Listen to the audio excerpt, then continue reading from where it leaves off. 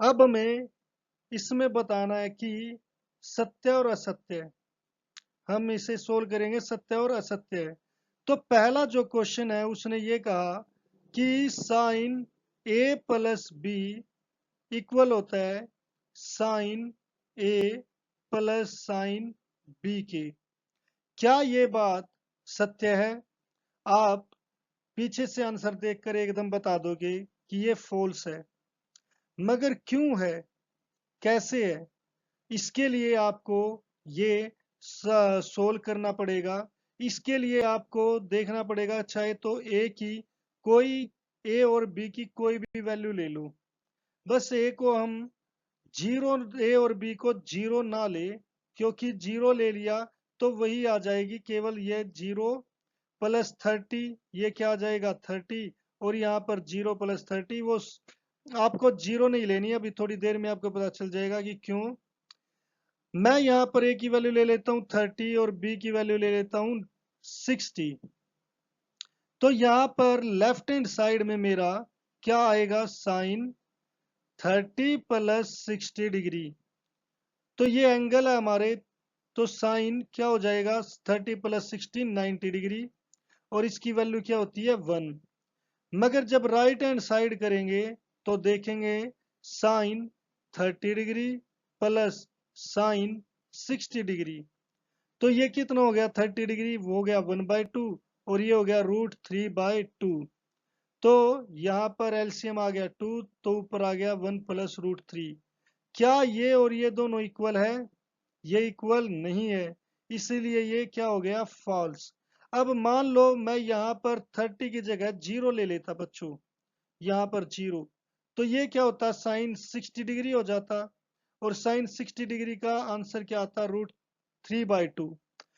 तो मुझे यहाँ पर भी जीरो लेनी पड़ती, और ये क्या होता, साइन 60, जीरो की वैल्यू जीरो होती है, तो इसका भी आंसर क्या आता, √3/2 ही आता।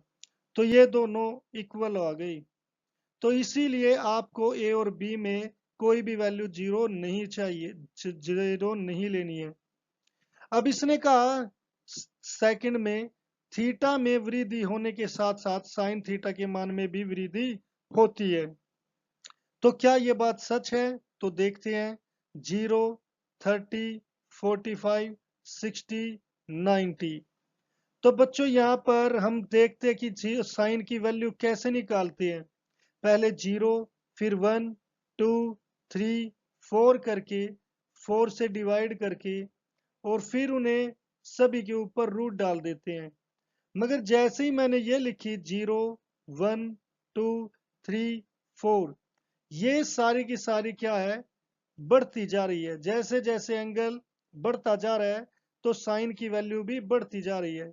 तो ये क्या है, ये हमारी सत्य है, ये हमारा ट्रू है। अब उसने कहा थीटा में वृद्धि होने के साथ साथ कोस थीटा के मान में भी वृद्धि होती है। तो आइए देखते कि क्या ये सच है। कोस थीटा कहाँ से स्टार्ट होता है, 4 से, 4, 3, 2, 1, 0। तो ये तो बच्चों घटता जा रहा है ना, ये तो डाउन होता जा रहा है जैसे जैसे एंगल बढ़ रहा है। तो ये चीज तो हमारी क्या हो गई, गलत हो गई। ये क्या हो गया, फॉल्स। अब उसने कहा थीटा के सभी मानों पर, थीटा के किसी भी मान पर साइन थीटा और कोस थीटा इक्वल होते हैं।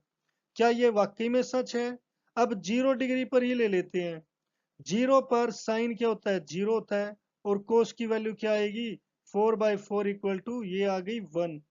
तो साइन की जीरो पर जीरो आई और कोस की 1 आ गई।